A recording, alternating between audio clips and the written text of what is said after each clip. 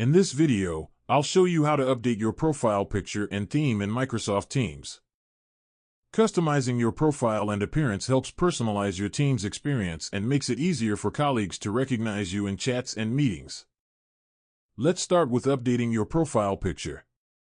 Open Microsoft Teams and look at the top right corner of the app. Click on your profile icon or initials.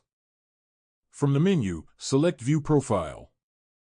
Click on your current profile picture, then choose Upload Picture.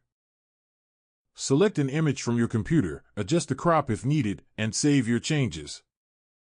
Your new profile picture will automatically update across Teams, including chats, meetings, and channels.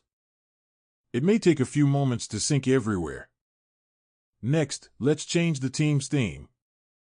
Click the three-dot beside on your profile icon and select Settings. In the Settings window, open the Appearance section. Under Theme, you can choose between light, dark, or high contrast mode. As soon as you select a theme, Teams applies it instantly so you can preview how it looks. If you want even more control, you can also adjust text size and other visual options in the same section to make Teams more comfortable to use. Updating your profile picture and theme is a simple way to personalize Microsoft Teams and improve your daily workflow.